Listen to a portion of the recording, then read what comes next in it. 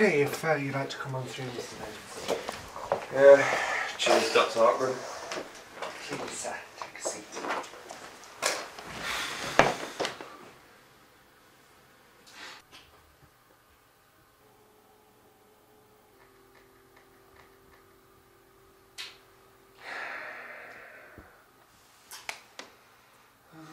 Okay then, can I offer you a glass of water or something? Or? No, that's fine. Okay.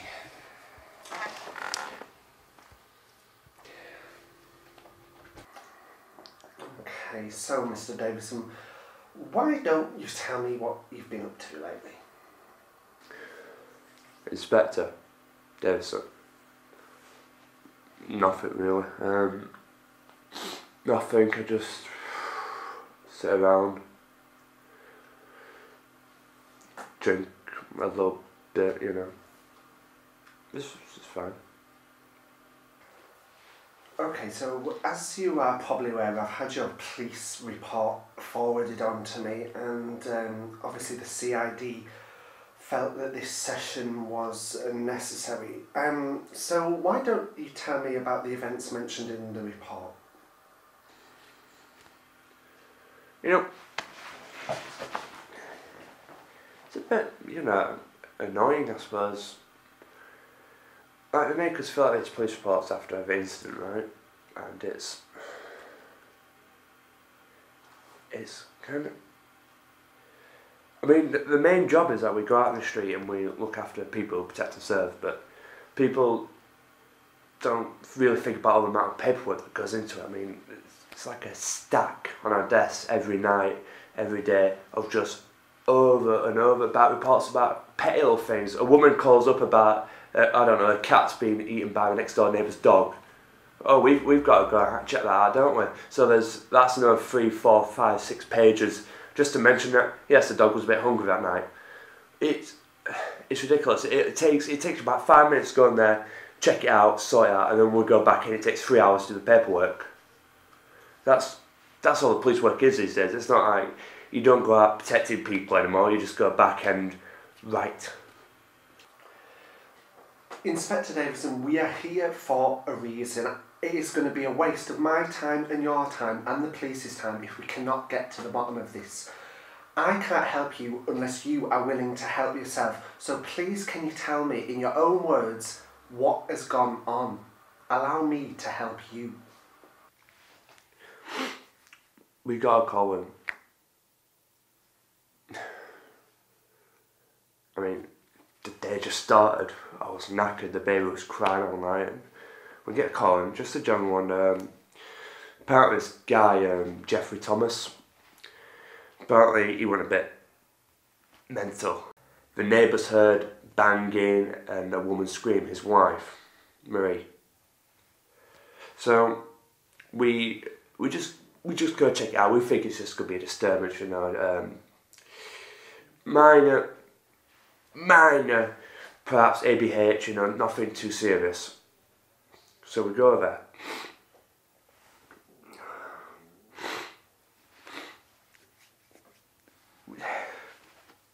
We were wrong.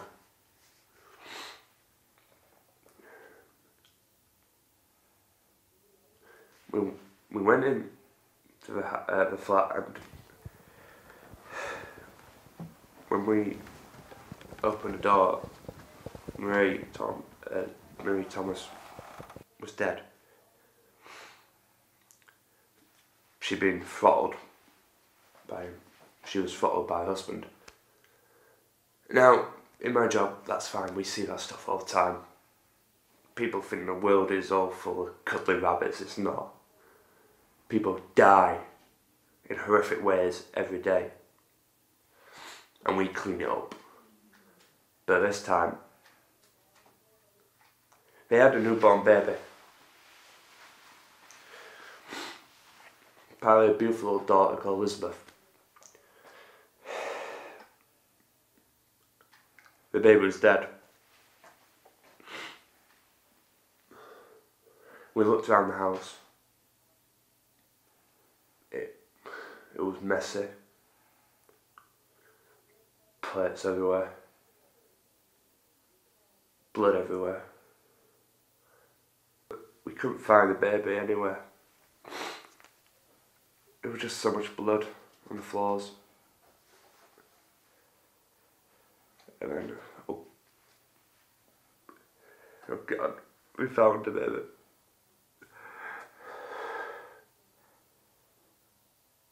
We looked at Maria Thomas. Her legs were parted wide on the kitchen counter, and inside her was a baby. The bastard bludgeoned the baby in its crib before shoving it back inside its mother.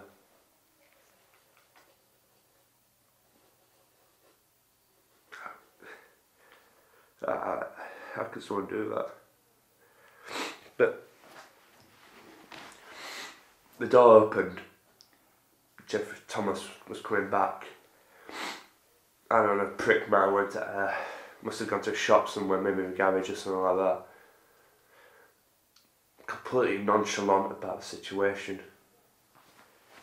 He put the bags down and then he looked at us and he kind of smiled. The sick bastard smiled at what he just did to his wife and beautiful daughter. So he ran.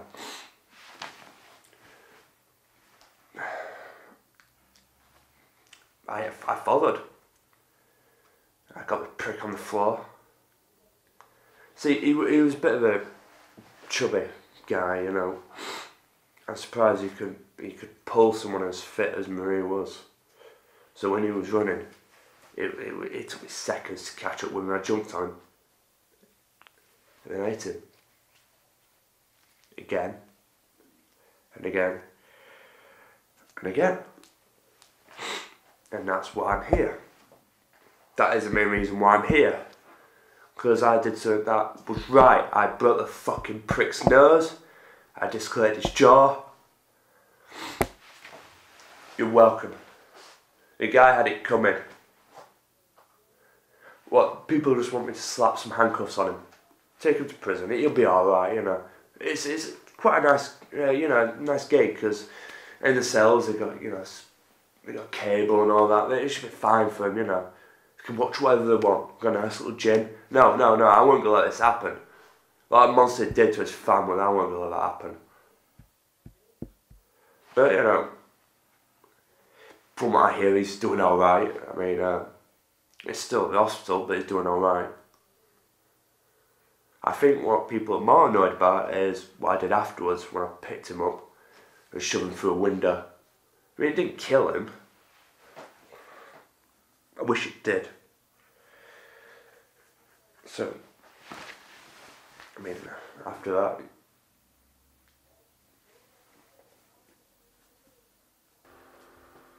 Okay, how is your family life, Inspector Davidson? Is everything okay at home? Yeah, I mean, yeah, everything's fine.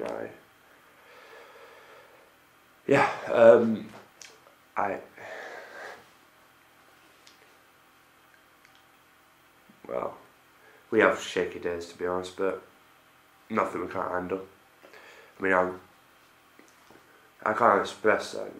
Sarah's my rock, you know. She keeps me grounded in ways that you can't even believe. I do love her, and it's a bit stressful. Like, I mean, we just had a kid about a few months back, and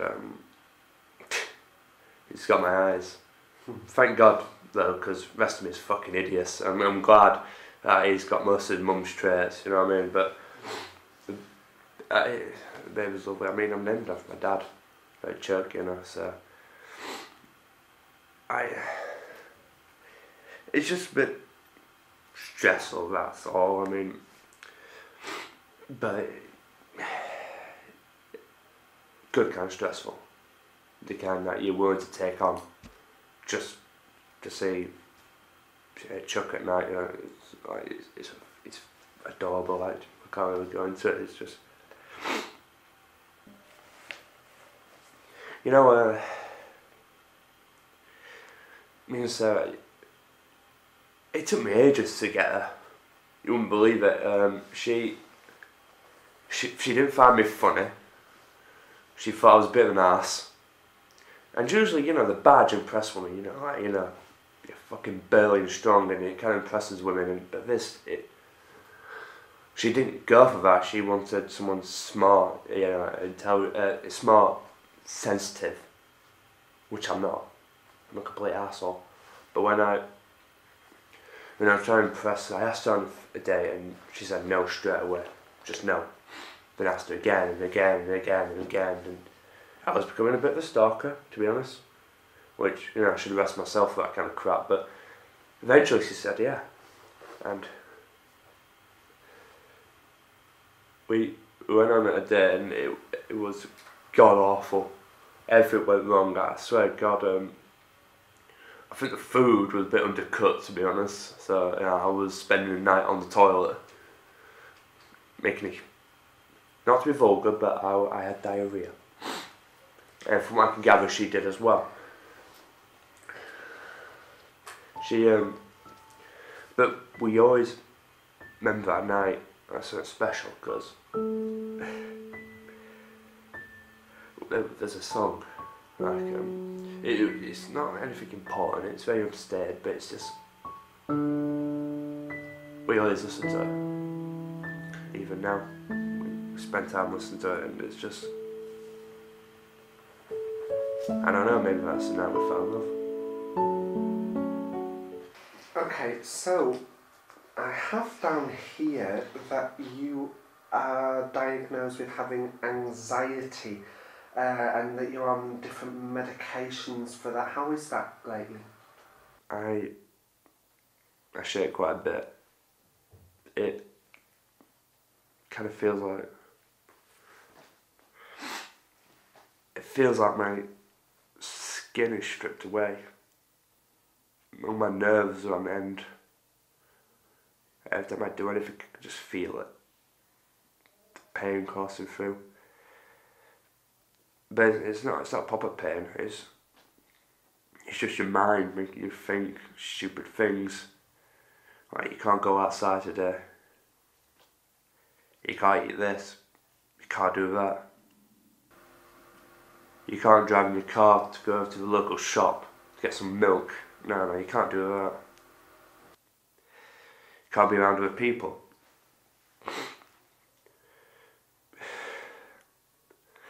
I shake badly. It feels like you're not good enough anymore to be part of whatever you want to call this. Like, you're not even a person anymore. You're just a fucking mess. That's all you are. You're in the corner shaking like a little baby. That's all you are. And people don't realise that, you know, you say, oh, I have anxiety, and everyone's just like, oh, so you're scared. Grow a pair, you can do it. But, I mean, your emotions are completely on edge. I got into an argument with Sarah. And,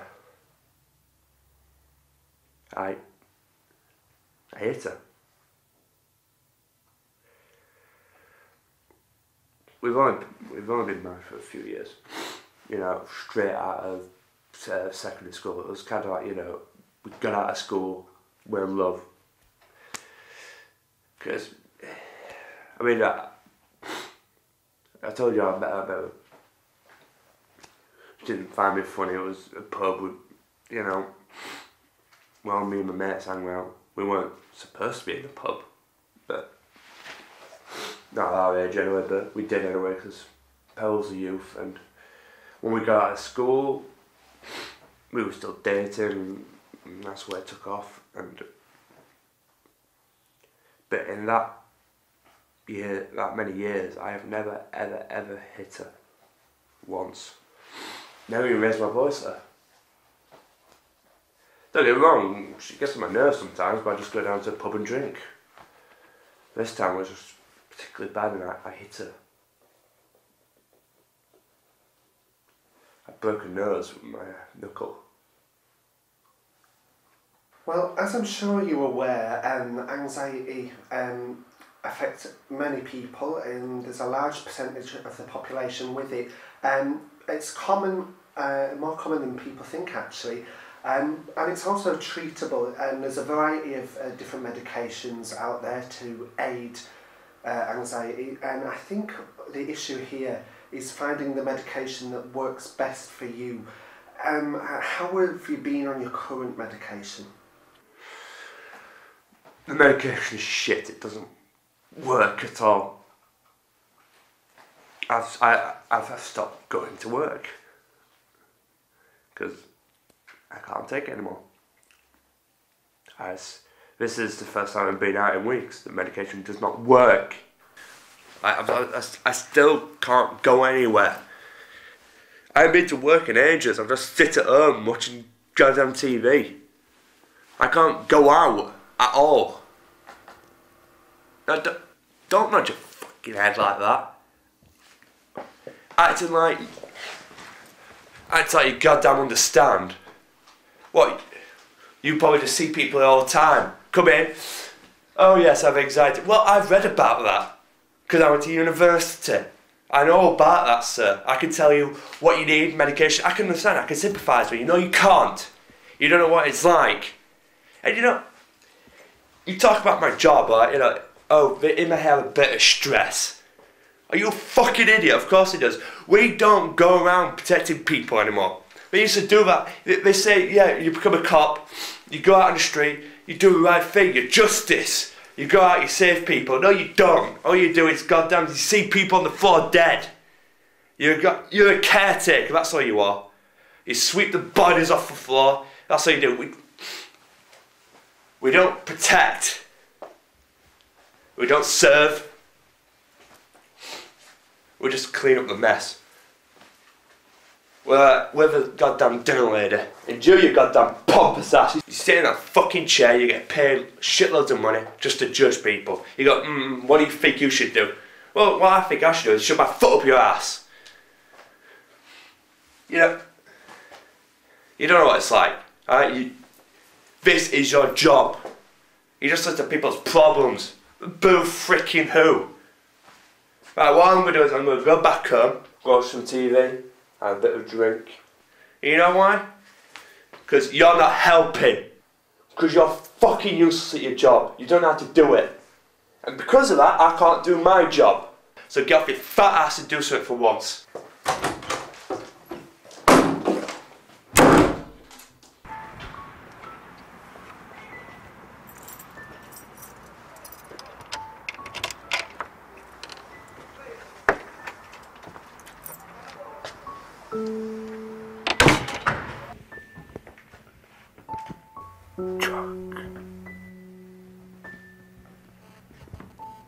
Sarah.